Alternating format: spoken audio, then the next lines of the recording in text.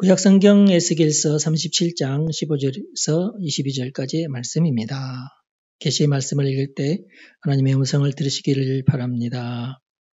여호와의 말씀이 또 내게 임하여 이르시되 인자야 너는 막대기 하나를 가져다가 그 위에 유다와 그 짝 이스라엘 자손이라 쓰고 또 다른 막대기 하나를 가지고 그 위에 에브라임의 막대기 곧 요셉과 그 짝 이스라엘 온 족속이라 쓰고 그 막대기들을 서로 합하여 하나가 되게 하라.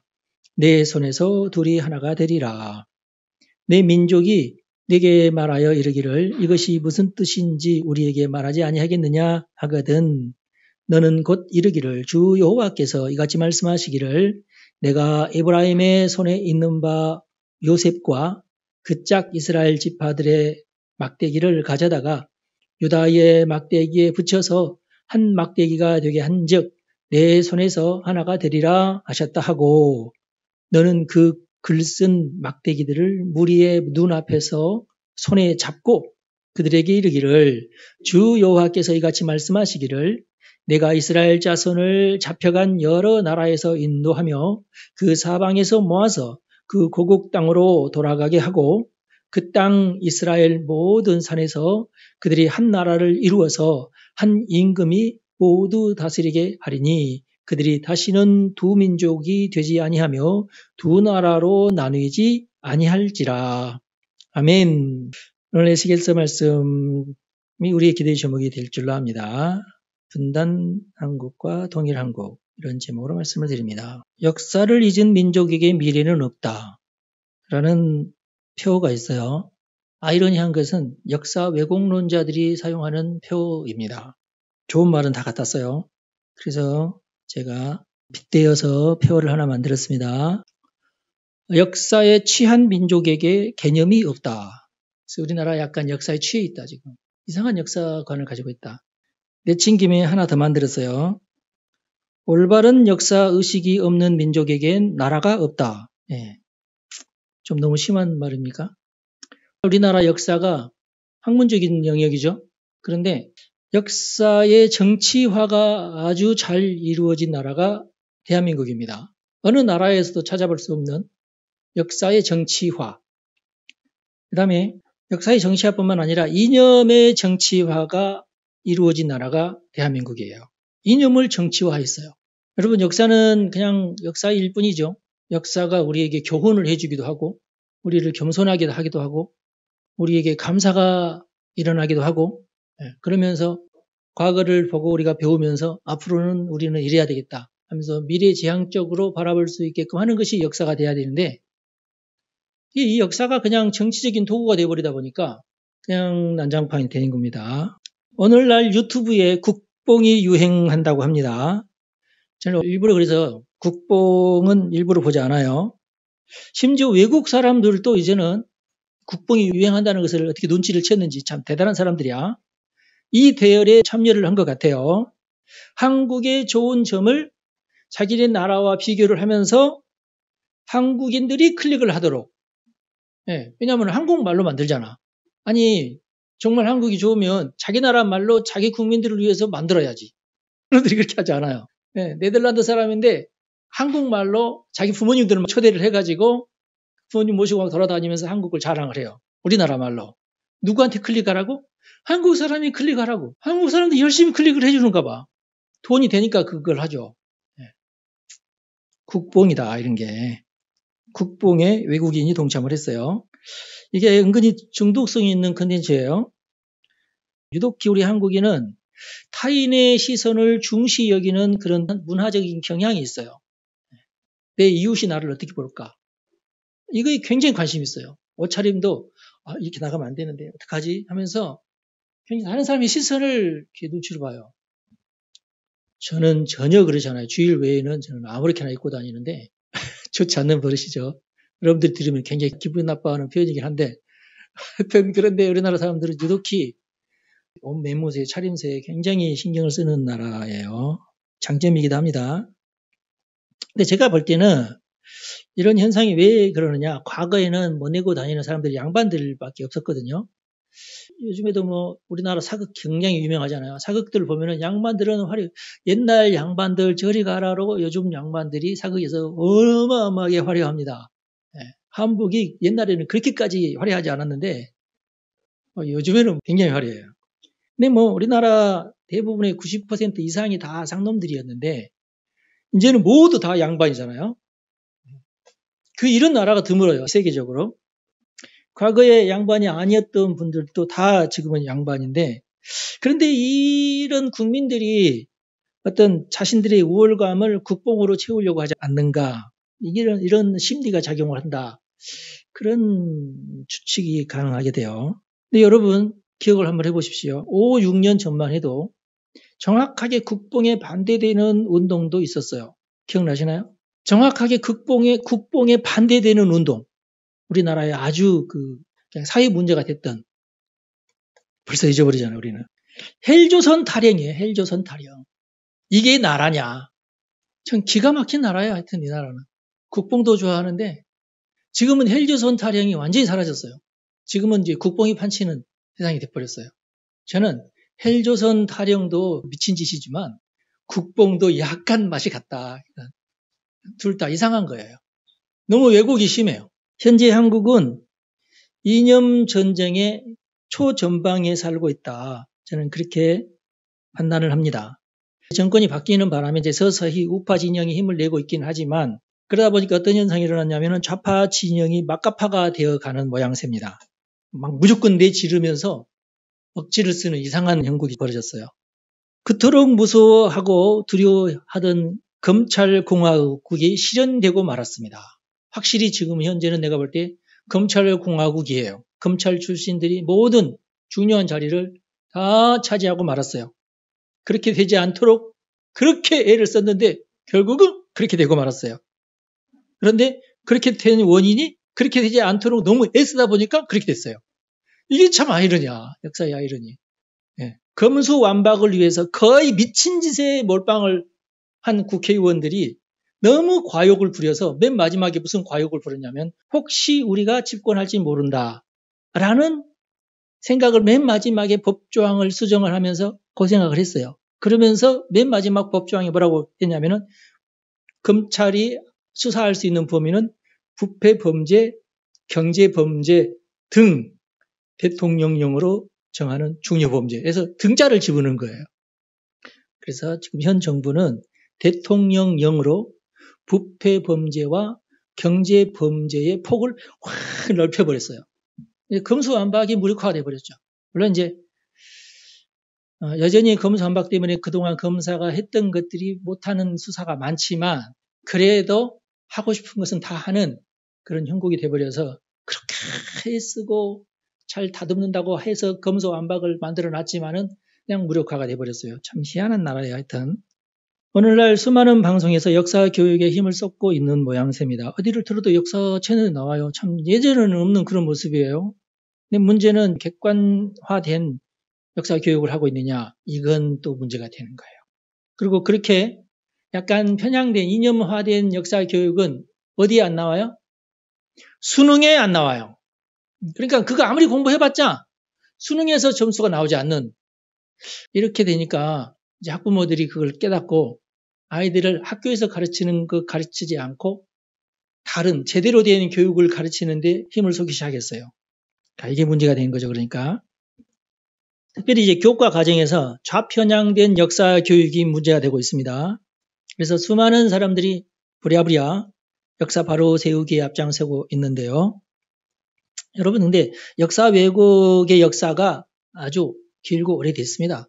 제가 기억하기에도 역사 왜곡의 역사. 네. 광복 이전으로 그 역사의 기원이 올라가요. 광복 이전부터 역사를 왜곡하기 시작했어요.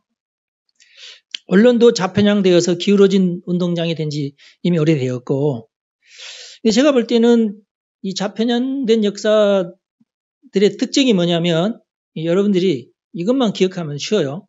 여러분들이 뭐 역사학자도 아니고 굳이 뭐 역사에 대해서 이러쿵저러쿵 공부할 것도 아니잖아요. 이거 하나만 기억하면 딱 아주 편해요. 제가 볼 때 나름대로 보면서 여러분들에게 해드릴 수 있는 말은 딱 한 가지예요. 그냥 북한스러운 느낌이 들면은 왜곡된 거라고 생각하시면 돼요. 북한스러운 것이 뭐예요? 조선시대 말기부터 현대에 이르기까지 전 근대사거든요. 전 근대사만 북한에서는 집중 공격을 하거든요. 워낙에 근현대사부터는 이제 공산주의자들도 많았고 그러니까 그 사람들의 입장에서 또 하는 일들도 막 있고 그래서 역사 왜곡이 쉽습니다. 북한은 오래전부터 왜곡된 역사 교육을 통해서 대한민국을 세뇌시켜 왔습니다. 여러분도 잘 모를 거예요. 저는 너무나 뼈저리게 알고 있는데 학생들이 몰래 학생들끼리 전수하면서 가르쳐주는 역사 교육에 그렇게 막 눈이 멀어 있었어요. 희한하게. 하지 말라면 하는 게 있나 봐. 어떤 사람의 마음속에. 신학교에도 있었어요. 저도 이제 한 1년 정도 같이 이제 가담을 하면서 배웠는데, 근데 저는 워낙에 이제 뭐 한국사를 잘 하는 것은 아니지만 원래부터가 제가 역사를 좋아해가지고 역사 공부는 미리미리 다 하고 있었던 그런 상황이기 때문에 재밌었어요. 굉장히 재밌게 공부를 했거든요. 근데 가서 들어보니까 너무 이상한 얘기를 하는 거예요. 새로운 얘기를. 선배들이 뭐라고 하면은 후배가 뭐 이걸 아니다 할 수 없잖아. 그래서 결국엔 이제 1년 동안 제가 이제 고개 숙여 하면서 이렇게 했는데 그러고 나서 군대를 갔거든요. 군대 가서 생각하니까 이건 아닌 거야. 이건 도저히 이상한 것을 내가 배운 거야. 네. 그러니까 이미 그때부터 이제 세뇌가 이루어졌던 거거든요. 요즘도 북한의 지령을 받고 반정부 활동을 하는 자들이 있어요. 그들만 간첩은 아니에요. 아예 대한민국 국민이면서도 간첩과 다름없는 활동을 하고 있는 사람들도 많습니다. 이 사람들은 주로 데모를 할 수 있는 그룹에 파고들어요. 왜냐하면 데모를 해야 되니까. 그리고 자신들이 이념으로 세뇌를 시킵니다. 요즘 갑자기 이단들에 대해서 관심이 커졌죠. 넷플릭스 때문에. 그런데 사실은 제가 볼 때, 객관적으로 볼 때, 이단들이 어지럽히는 세상보다는 이념론자들이 어지럽히는 세상이 더 커요. 사실은 그래요. 이렇게 이념적인 이단이에요. 그런데 이들도 지쳐 있습니다. 몇 년 전에 우리 노회 목사님 중에서도 이념 목사들이 꽤 많거든요. 우리가 이렇게까지 했으면 이제 세상이 좀 바뀌어야 되는데 안 바뀐다는 거야. 그래서 지쳐 있더라고 보니까. 좌파들도 지쳐 있어요. 지금 현 정부가 노조와 전쟁 중이에요. 그동안 노조가 드러내놓고 친북 반미를 외쳐댔어요. 노조인데도. 요즘에 새로 생긴 MZ세대 노조가 있어요. 이 MZ 노조는 우리가 왜 정치적인 이슈를 가지고 이렇게 슬로건을 삼냐고. 이건 아니라고. 이게 좀 이제 제대로 된 노조가 나오고 있어요, 지금. 할렐루야. 네. 우리는 절대 노조 활동할 때에 정치적인 색깔 띄지 않겠다. 그냥 노조를 위한 활동만 하면 되지. 그런 세대들이 지금 굉장히 합리적인 세대들이 지금 나왔어요. 감사하죠? 지난주인가 보니까 노조가 북한의 지령을 받고 모든 문구나 이런 것들을 만들어서 데모할 때 사용하고 있다는 것이 드러났어요. 압수수색을 통해서. 꼼짝 못하게 됐어요, 이제. 심지어는 장애인 단체가 이렇게 데모를 하는데 반미, 반정부 운동을 해요. 이 장애인 단체가 시위를 하면은 장애인 복지를 위해서만 시위를 해야 되지 않나? 근데 완전히 그냥 간첩 같은 그런 데모를 해요. 종교조도 마찬가지고, 노조도 마찬가지고. 물론 이제 한국에는 표현의 자유, 집회 결사의 자유가 있어요. 근데 이런 숭고한 헌법 정신을 역이용해가지고 반헌법적 주장을 한다는 것이 참 안타깝죠. 또 언론도 그래요. 객관적 보도라고 하면서도 우파의 주장은 쉽지 않아요. 아니면은 이제 부정적으로 보도를 한다든지. 그래서 우파 주장이 사실은 굉장히 많아요. 제대로 된 주장이 굉장히 많은데 그들이 이제 언론을 잘 타지 않아요. 역사의식을 가진 자들이 주로 외치는 것이 있어요. 반미입니다. 반미주의자들은 대부분 그래요. 미국은 제국주의다 이렇게 욕을 해요. 썩어 빠진 자본주의. 반미하면서 반일을 꼭 외쳐요. 반일. 그리고 친중. 반일 표현의 첫 번째 슬로건이 독도는 우리 땅. 근데 우리가요. 왜 독도는 우리 땅 그래요? 일본 놈들이 독도를 자기 땅이라고 하니까 독도는 우리 땅 그러는 거거든요. 근데 이미 우리가 지배하고 있잖아, 독도를. 그럼 일본이 독도를 자기 땅으로 만들려면은 전쟁을 해서 이겨야 돼요. 그렇죠? 그런데 일본도 생각을 해보면은 전쟁하면은 독도를 전쟁에서 우리가 먹는 것만큼의 이익이 나느냐? 그건 또 아니잖아. 그래서 절대 전쟁이 일어나지 않아요. 그 말은 무시해도 될 말이에요. 이해가 되시죠? 그러니까 우리가 굳이 독도는 우리 땅에 할 필요도 없어요. 네. 전쟁이 일어나지 않고는 독도를 우리가 뺏길 리가 없으니까. 전쟁이 일어나면 둘 다 손해인데 일본이 그렇게 전쟁을 해서 그 땅을 얻어갈 만한 이득이 과연 있느냐? 없다 그 말이에요. 그래서 전쟁을 안 하는 거예요. 할 수도 없죠. 많은 사람들이 민주주의와 죽창가를 혼동하고 있어요. 엄밀하게 따지면은 북한도 자신들을 민주주의라고 얘기를 해요. 그런데 굉장히 중요한 표현이 있죠. 북한은 인민민주주의예요. 그러니까 인민민주주의니까 죽창가가 통해요. 인민민주주의의 뜻은 뭐냐면 인민이 법이라는 뜻이거든요. 인민. 그러니까 많은 인민이 모이면은 그 인민들의 뜻이 법이라는 거예요. 그러니까 이들이 얘기하는 헌법은 다른 게 아니에요. 숫자가 많이 모여서 대모대가 많이 모여서 외치면은 그게 법이라는 거예요. 그런 뜻이 그 속에 들어 있습니다. 그래서 죽창가라는 말이 나오는 거예요.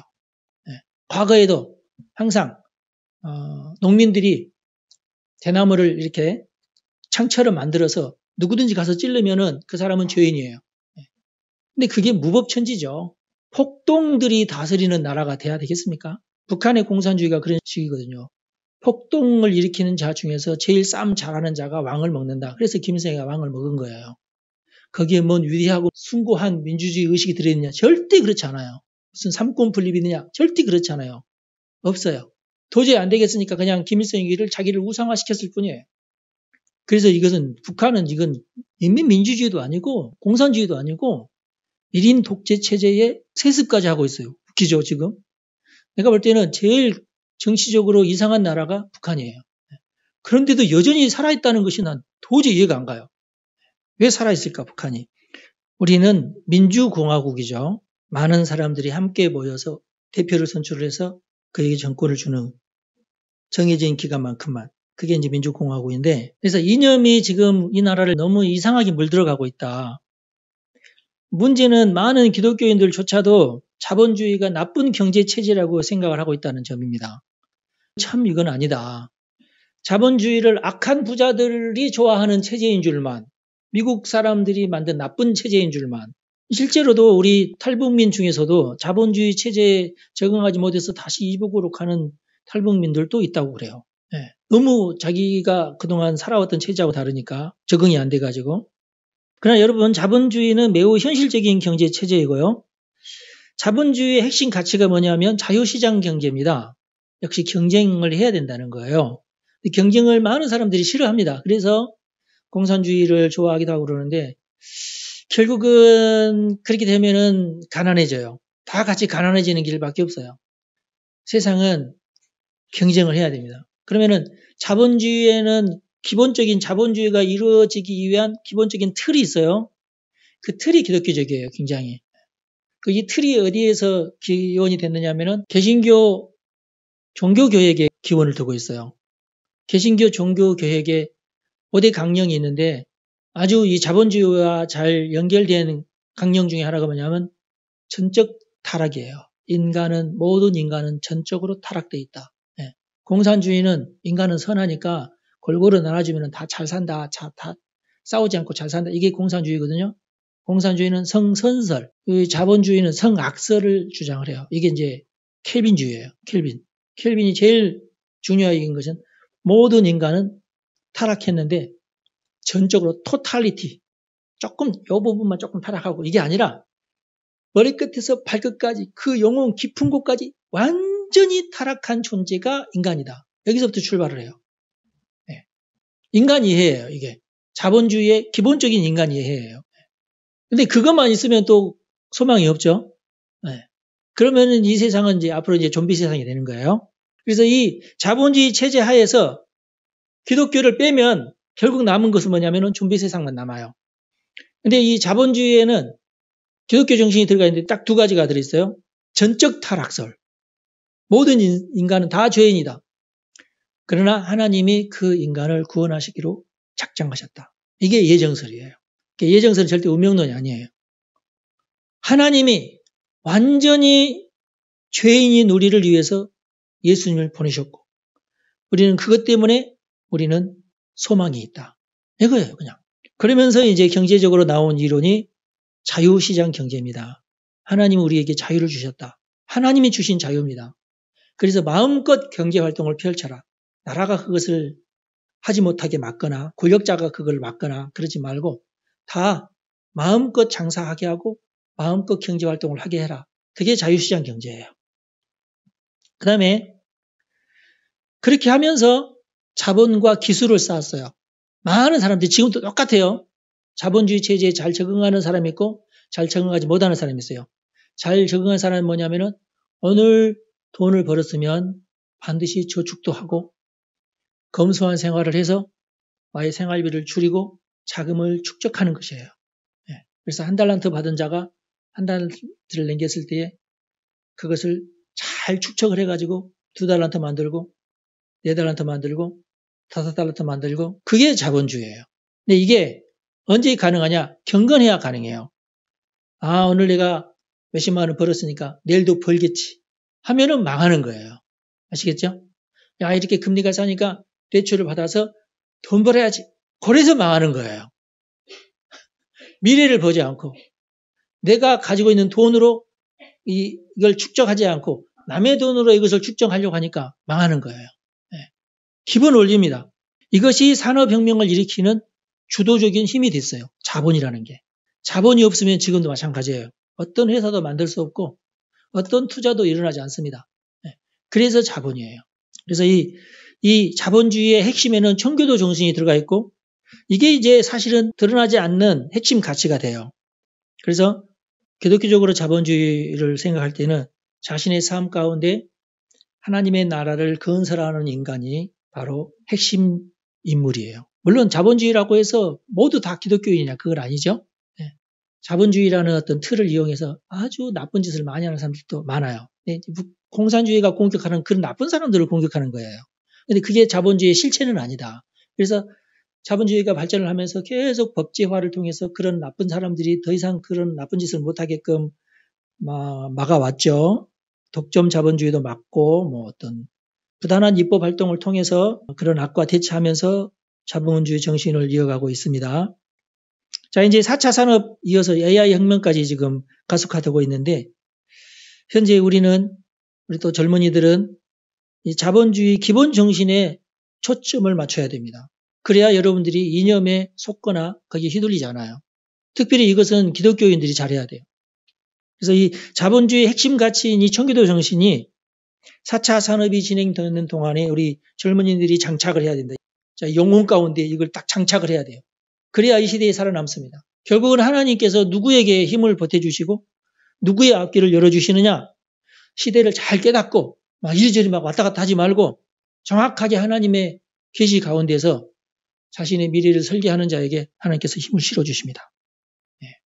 그래서 여러분들이 절대로 엉뚱한 이념이나 북한의 선동에 속아 넘어가는 일이 없도록 주의하시기를 간절히 바랍니다. 통일은 하나님의 손에 달려있는데 저는 그렇게 생각을 해요. 지금 당장 통일하면 정말 혼란스럽다.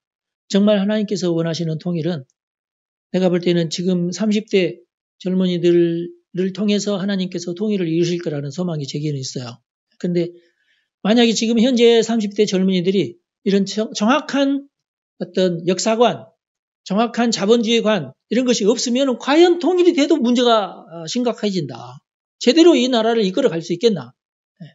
그 엄청난 시대에 지금으로부터 약 70년 전에 이승만 대통령이라는 한 사람이 미국에 가서 자본주의를 정확하게 배우고 돌아와서 목숨 걸고 이 땅에 자본주의 그리고 민주주의를 심었는데 그 덕분에 우리가 오늘날 이렇게 번영을 누렸는데 만약에 이렇게 저렇게 이념에 이 땅에 휘둘리게 된다면 통일이 되어도 문제예요. 저 북한에 있는 사람들은 다 공산주의에 지금 절어 있는데 어떻게 하겠어요? 통일이 많이 된다면. 저 사람들한테 막 자본주의 교육 막 시키면 다 돼요? 이건 아니잖아. 적어도 저는 저 북한이 저 세습 정권은 물리치고 조금 소독 같은 그런 정보가 일단 들어서고 소독 위에 왜 망했어요? 공산주의식으로 아무리 해도 안 되니까 우리 항복 우리 이제 그만하겠습니다 하고 베를린 장벽을 허문 거 아니에요. 전쟁도 하지 않고 그게 제일 좋다. 근데 저 미친 저 세습 정권만큼은 사라져야 된다. 오늘도 여전히 대한민국의 통일은 남겨진 진짜 하나님의 백성들에게 계시된다고 저는 믿어요. 오직 하나님의 말씀이 오늘 우리에게 그리고 통일 한국의 필수적인 말씀이 하나님의 말씀이다. 뭐가 올바른지 나는 이런 데 휩쓸리지 말아야 되겠다. 하나님께서 정신이 멍한 사람한테 기회를 주시거나 그러지는 않을 거 아니에요. 그렇지 않아요? 네. 여러분들 나도 5달란트 받고 5달란트 나는 정말 내는 진정한 자본주의, 청기도 정신이 제대로 박힌 자본주의 하나님의 백성이 되겠습니다. 하고 결단이 돼야지 하나님이 도와주실 거 아니겠어요? 그냥 어중이 떠중이로 이렇게 이 사람이 이런 말하면 이리 갔다가 저 사람이 저런 말하면 저리 갔다가 그러면은 하나님 뭘 먹고 여러분들에게 복을 주시겠어요? 옛날 목사님들은 열심히 11조 하면은 하나님 복 주신다 그랬지만 세계 역사를 보세요. 제대로 된 기업가 정신을 가지고 일을 하는 자에게 하나님께서 복을 주십니다. 네. 그런 자들이 11조도 했다는 것이지 정말 착각하면 안 돼요. 우리가. 네. 여러분 축복합니다. 기도하겠습니다.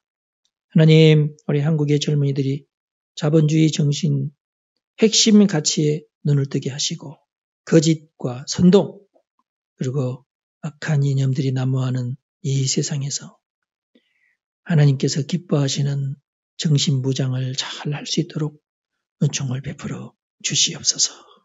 진리로 무장하게 하시고 전신갑주를 입고 당당하게 세상과 싸우며 하나님의 진정한 일꾼이 다 되게 하여 주옵소서. 하나님, 그런 자들을 하나님께서 보호해 주시고 인도해 주시고 지혜를 주시고 힘과 용기를 주시옵소서. 우리 주 예수님의 이름으로 기도하옵나이다. 아멘. 여러분 축복합니다.